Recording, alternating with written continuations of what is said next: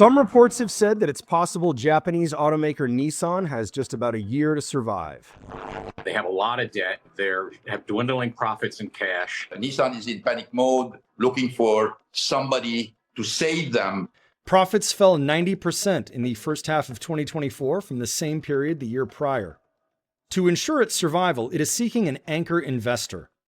Nissan is in talks to merge with Japanese rival Honda.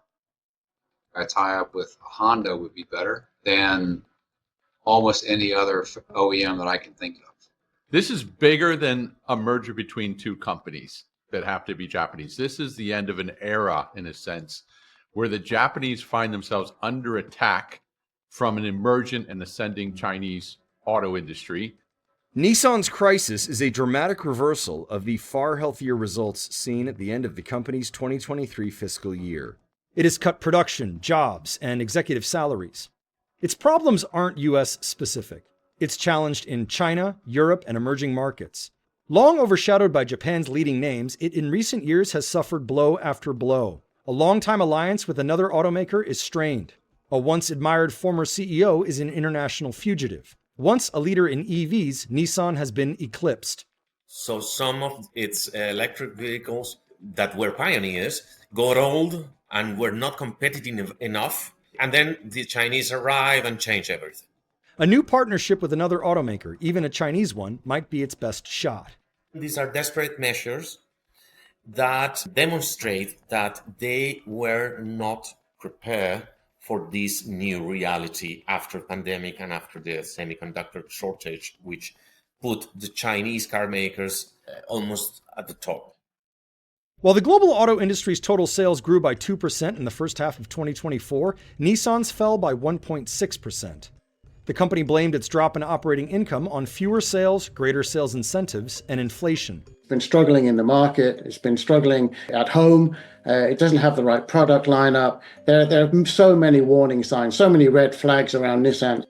Like larger Japanese rivals Toyota and Honda, Nissan is a global automaker. The US is its largest market.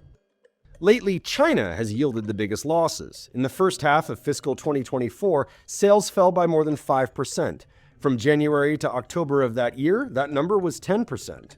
In October 2024, Nissan sold 61,170 units in China. In October 2017, it had sold 3 times that amount. But the US has been a declining market for the company too. Sales of the Nissan brand fell by 34% over the course of the pandemic. Sales for Infiniti, Nissan's premium or luxury brand, fell by more than 55%. That's the worst performance of any brand in the US. Part of the problem is a product lineup that hasn't kept up with the times or is misaligned with the market. Because they still have, in my opinion, product quality that's not as good as Honda or Toyota or Mazda or the Koreans. It doesn't have really innovative designs like we've come to expect from the Korean brands. And now I would say Toyota is having some more innovative styling.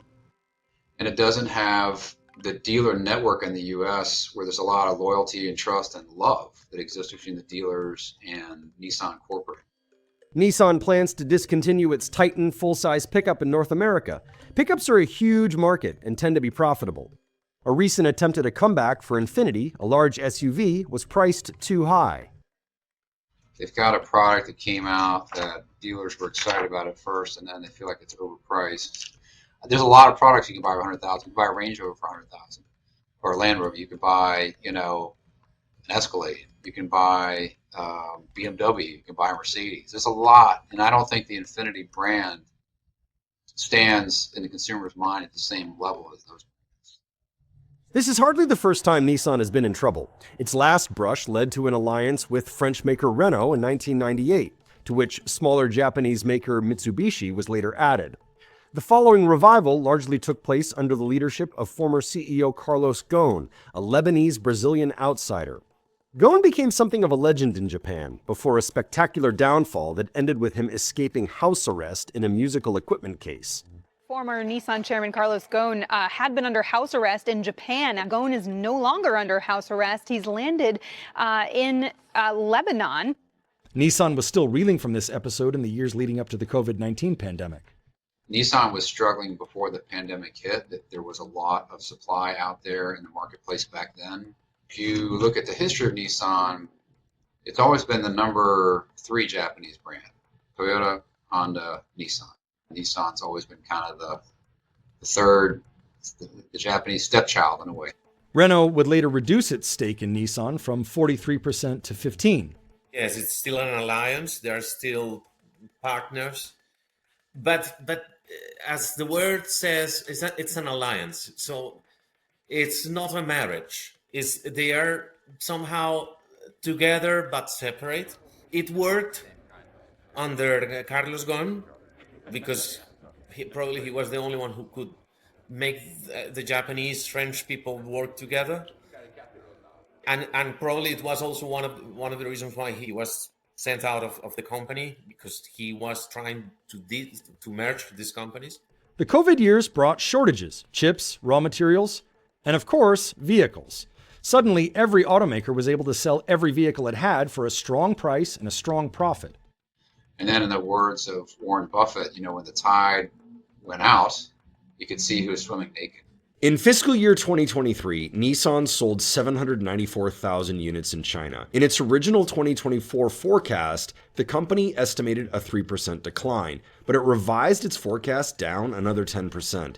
And the outlook for every region is more pessimistic than its previous. Though it foresees improvement in North America, it is still a downward revision from its earlier target and not enough to offset losses elsewhere. While automakers were raking in cash in some markets, conditions in the world's largest were turning against them. Virtually every car maker faces an onslaught of highly competitive Chinese cars. 63% of the vehicles sold in China are made by domestic companies, a 27% increase since 2020. This has hit Nissan especially hard. It's 1/5 of their sales coming from a market that don't want to buy foreign car brands anymore. So you are, let's say, quite exposed to it, and the response has been quite slow, as it has been the case for Volkswagen, for the German premiums, and even Toyota, Hyundai. All of the ones operating in China are taking longer to respond to this shift in demand in China. It doesn't help that Nissan has fallen behind its non-Chinese competitors in the electrification race as well. Just over half the cars sold in China are electric or hybrid. Nissan was once a leader in this space. The Leaf, first released in 2010, is often called the world's first fully electric mass-market vehicle, but it has received fewer updates than competitors. In some markets, such as the US, Nissan doesn't have a hybrid. It will introduce a Rogue plug-in hybrid to its US lineup in 2025, as well as a replacement for the Leaf EV. They had the vision, let's go electric. But what they didn't have was that special sauce called making their products attractive, alluring, good-looking, something that would move the emotions.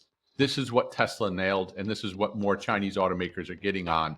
While its share in China plummets, it's also increasingly confronted with Chinese cars in other markets, especially in emerging ones, such as Thailand, Indonesia, countries in the Middle East and Africa, and Latin America. Individually, many of these markets are small, but altogether they make up about 1/5 of global car sales and about 16% of Nissan's. Some of the leading Chinese EV makers have a 30% cost advantage even without subsidies, and an ability to pump out new models in a year and a half, compared with more than 5 years for legacy automakers. And the population in these economies, most of it cannot afford brand new cars, especially now when prices of cars have been increasing over the last 5 years. China is becoming like a solution for these people. That's where these brands, companies like Nissan, are feeling the impact. Nissan's troubles in the US, its largest market, are entirely different. Many of its foreign rivals, including some fellow Japanese firms, are thriving here. The average US Nissan dealer is selling 400 fewer cars than it was 5 years ago. The average Mazda dealer is selling 266 more. So it's not just a Japanese car maker thing. It's specific, I think, to Nissan, that some of the decisions they've made, the management choices they've made about the products they've produced, how they've interacted with their dealers, how they've interacted with consumers when there's a problem with the product, has led to this significant loss of market share in the US. Take service, for example. Nissan sells a lot of cars with continuously variable transmissions, which have had some problems. Haig says the company has historically refused to pay to fix them if the car is out of warranty. they fix it if it's under warranty, but if it's not, they're saying, it's the consumer's problem. Well, it also becomes the dealer's problem because the customer comes back and says, hey, my vehicle's got 36,001 miles and the transmission is out. What can you do for me? Dealer calls Nissan, asks for help, and they say, well, it's out of warranty. And so the customer is on his own to fix that vehicle. And that's, four-figure repair. Toyota dealers, on the other hand, tell him that company has been better about issuing recalls and springing for repairs to preserve its reputation for quality, as it has done with its recent recall of 100,000 trucks and SUVs with potentially defective engines. So the large majority of these motors are perfectly fine. But Toyota is saying, hey, we don't want there to be a perception of there being a problem. Nissan also has instituted sales incentives that push dealers to sell cars aggressively, which is difficult to sustain over the long term and has a way of driving down resale values. It can also damage its reputation by creating resentful customers who had to shell out a lot more cash for a car than someone who shopped just a few weeks later. Of course, Nissan is not the only automaker that refuses to fix cars out of warranty or the only one that introduces aggressive incentive programs. The question is, how can I sell another car today, even if it costs me 2 sales? Versus Toyota, which is, I care more about the 2 sales tomorrow, so I'm going to behave in a way that treats the customer and the dealer well today. And it's that difference in mindset that I think is the overall core reason why Nissan struggles compared to its peers. Nissan's current position is reflected in the values of its dealerships. Toyota stores haven't fallen that much in value since the overall peak in 2023, whereas Nissan stores are a lot cheaper than the average. In fact, there might be a bigger difference between a Toyota and Nissan dealership than at any point Hague Partners has seen, according to its report. So, sales are depressed and products are stale. Meanwhile, Nissan faces intense competition from the Chinese, both in China and, increasingly, in emerging markets. In much of the rest of the world, it is being outrun by global rivals who themselves are facing increased Chinese competition.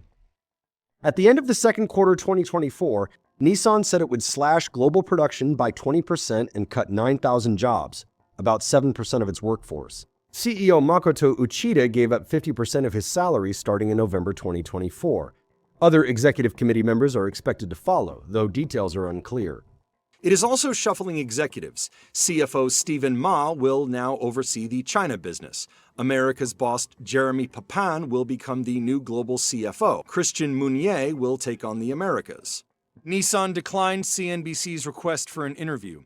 It said in a statement, among other things, that reports the company only has 12 to 14 months to survive are based on speculation and not on any announcement by the company. We continue to maintain strong levels of liquidity and are progressing with investments in new products and technologies. Perhaps the biggest news is its possible merger with Honda. This would create the world's third largest automaker, with U.S. market share comparable to that of Toyota and the Hyundai Motor Group. It would also provide an opportunity to share parts and research and development costs. We hope that they will merge with Honda, or perhaps Mazda, but more likely Honda, where together they would have comparable market share to Toyota or the Korean brands. I think that both brands would do better in the U.S. marketplace and also be better positioned to survive against the Chinese, which is a major concern for all these OEMs outside of the U.S. I don't see the Chinese brands coming into the U.S. for quite a while, but in other markets, they're there, and it's going to be hard to get them out. What we used to see in the past, that the Western car makers went there and they taught the Chinese how to make cars. Now it's the opposite. Nissan does have some potential advantages. In a market where high prices are driving away consumers, the fact that Nissan has 6 models starting under $30,000 can attract customers alienated by still relatively high vehicle prices. It will need every tool it has. Crisis 2025 we're gonna see one of the most serious crises since the last one we had in 2011, 2012. We've been here before with Nissan, and I believe that the strength of Infiniti and Nissan are sufficient to survive this, particularly if they can get a partner